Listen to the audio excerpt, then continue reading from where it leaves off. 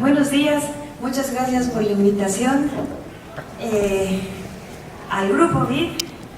Estuvimos ayer con Gastón Astesiano y en este caso nos han pedido a nosotros hacer una presentación sobre cómo realmente aplicamos los marcos de infraestructura sostenible y vamos a tratar de entrar en algún detalle en cómo lo trabajamos con el Plan Nacional de Infraestructura para la Competitividad con el gobierno en los meses pasados.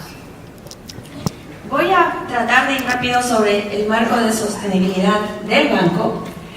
Son tres componentes. Un breve resumen de cómo conceptualizamos sostenibilidad, cómo lo aplicamos en general, pero después voy a ir a ejemplos en algunos países de la región donde ya hemos trabajado, con algunos estamos trabajando, y en la tercera parte nos vamos a así centrar un poquito en lo que hemos hecho hasta este momento acompañando al equipo del plan y la agenda que vemos en el caso del Perú hacia adelante.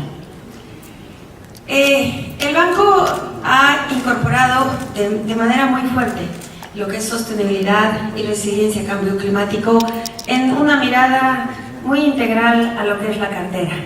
Es integral desde el punto en el que, aparte de las tres dimensiones de sostenibilidad que se han estado discutiendo últimamente, económica, financiera, ambiental y social, hemos incorporado la institucional, que creo que también ha sido uno de los elementos que se ha planteado ayer en las discusiones y que sí está muy fuerte en lo que hace a desarrollar una cartera de infraestructura con mayor fuerza y con mayor cuenta. Carreteras, puentes, tenemos represas que duran 100 años. Es por eso la importancia de incorporar esta mirada especial de cambio climático en las obras que se van a llevar hacia adelante. Desde el lado técnico de ingeniería, desde el lado financiero también, y de la mirada completa en lo que es riesgo. Hay un componente de riesgo más alto, hay un componente de variabilidad más alto, y eso debe acompañar no solo el diseño, sino también lo que va a ser el mantenimiento y el funcionamiento de estas obras. Y riesgo desde el lado financiero va a ser especialmente importante cuando hablamos de una mayor participación del sector privado en la construcción y la gestión de la infraestructura. No decimos mucho de la gestión, pero en algunos casos la gestión de la infraestructura es muy importante. Tal vez en lo que es agua potable y alcantarillado se ha visto, se ha sentido mucho más, y ese también es un elemento adicional a incorporar dentro de los criterios de eficiencia del gasto y también de calidad del gasto. Como dije, tenemos 4 dimensiones. En las 4 dimensiones hemos identificado de lo que es la preparación de un proyecto, hemos identificado distintos tipos de limitaciones, de fallas, algunas de coordinación, otras de planificación. Hay muchas en lo que hace a restricciones de instrumentos y mecanismos. Ayer en otro contexto hablábamos en la experiencia de metros lo que ha sido en el caso, por ejemplo, del metro de Quito, también lo comentaron el año pasado en el caso del metro de Santiago, la posibilidad de incorporar 12 contratos a la vez en un proyecto de ese tipo, la posibilidad realmente de dejar un espacio para ir adecuando e ir avanzando. Y ciertamente en lo que hace a la ejecución y la operación, los temas de coordinación y gobernanza del proyecto, cómo realmente se lleva adelante esa gestión y esa coordinación. Hay un elemento adicional que lo hemos incorporado en esta lámina y que hace a lo que es evaluación ex post, todo lo que es monitoreo y evaluación. En pocos casos se han hecho evaluaciones ex post de proyectos. Es importante, es parte de un proceso de aprendizaje desde distintos aspectos. Y es un elemento que además ha permitido y nos permite a nosotros como banco tener más lecciones aprendidas. Tomando en cuenta estas dimensiones y lo que... Acá estamos, perdón. Ok. Tomando en cuenta estas dimensiones y los ciclos del proyecto, sí hay países con los que hemos trabajado específicamente, incorporando criterios, conceptos, instrumentos y metodologías de infraestructura sostenible en la región.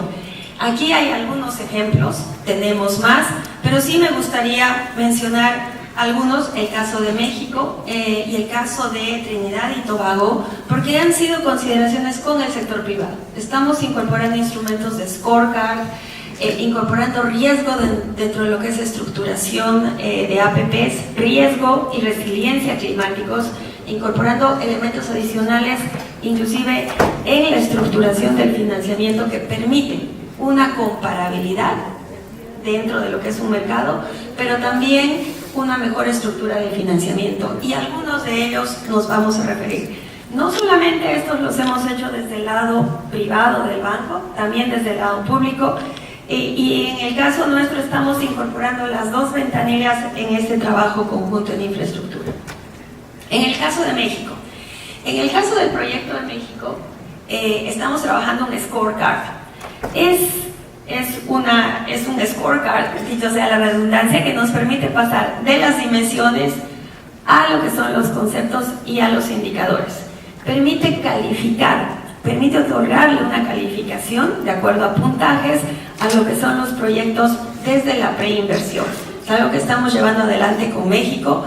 Esto permite al sector privado, porque varios de estos proyectos van hacia APPs, esta ha sido una mirada hacia APPs, ¿no?, que permiten tener una idea de lo que es sostenibilidad, lo que implica un proyecto de sostenibilidad y lo que implica la comparación de proyectos en un conjunto.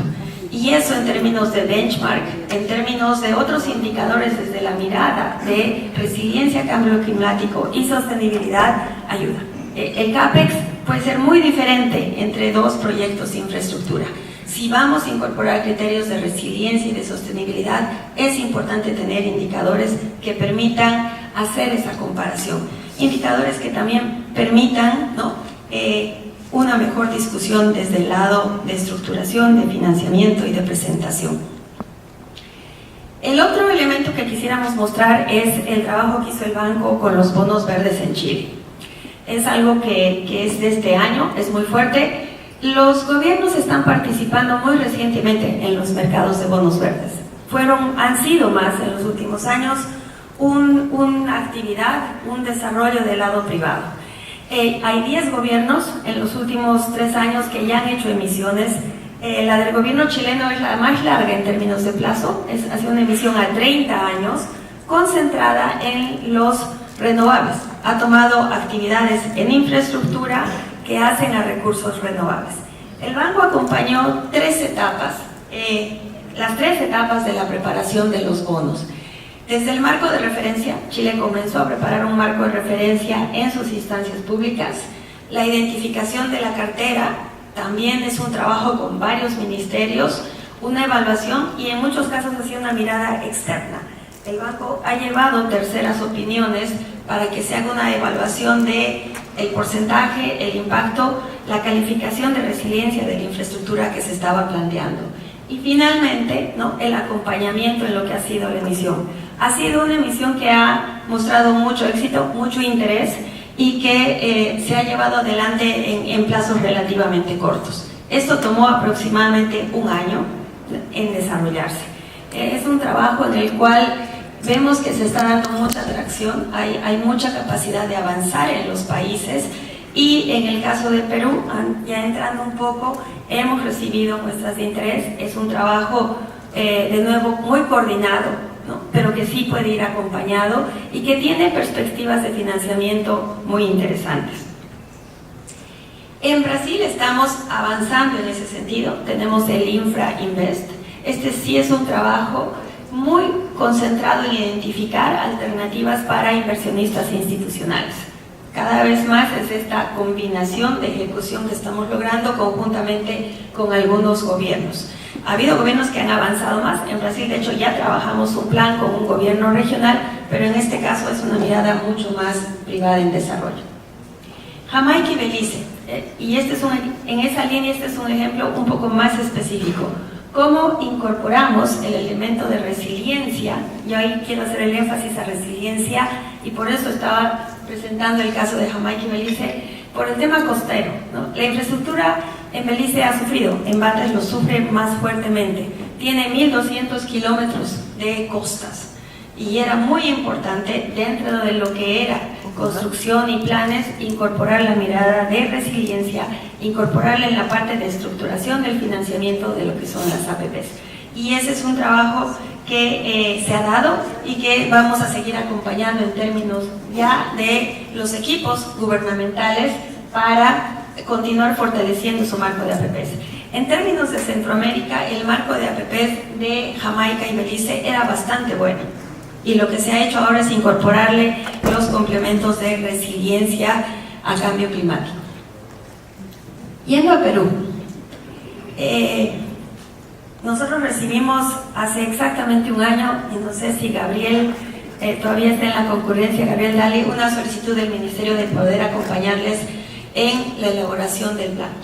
Para nosotros ha sido una oportunidad muy importante de poder estar desde el inicio en esta mirada de largo plazo que se quiere dar. Es una primera señal. Hay un conjunto de otras señales que tienen que acompañar el plan, pero solo, digamos, ya avanzar en una mirada multisectorial, en una mirada de largo plazo, en indicadores estándares, en comparabilidad, hace mucho a lo que puede ser el desarrollo en los siguientes años.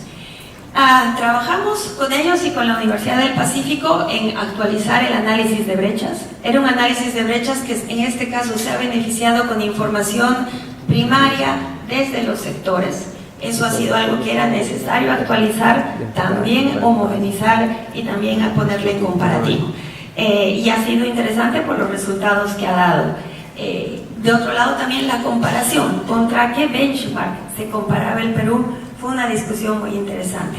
Había temas de mediano plazo, temas de más largo plazo. Hemos visto la necesidad de empezar a discutir indicadores adicionales, especialmente desde lo que puede ser algunos sectores, por ejemplo en algunos sectores sociales. Hemos visto también el grado de desagregación que puede tener un índice de este tipo, pero ciertamente nos permitió lograr una mirada mucho más actualizada y mucho más directa en términos de la información que se tenía. Hemos trabajado muy de cerca con los sectores. Tal vez este es el tema para nosotros más satisfactorio y más interesante. Un plan de infraestructura se prepara, se coordina dentro de un gabinete de ministros, pero la apropiación de los sectores para llevarlo adelante es importante. Entonces, el acompañamiento con los sectores, a preparar la información que tenían, a revisar los inventarios que tenían, ¿no? A poder también lograr esa posibilidad de comparar carteras dentro de lo que fue el trabajo de priorización que se hizo con los equipos del gobierno británico, ha sido un elemento que nos ha permitido estrechar más, la relación y el diálogo con los sectores, identificar conjuntamente con el Ministerio de Economía una agenda de trabajo con los sectores, no solo desde el lado de preparación de proyectos, sino también de lo que es gestión de su infraestructura e información. Nuestra evaluación muy agregada es que hay información en los sectores que no se está aprovechando, que es importante aprovecharla, pero que también tiene que tener, ¿no?,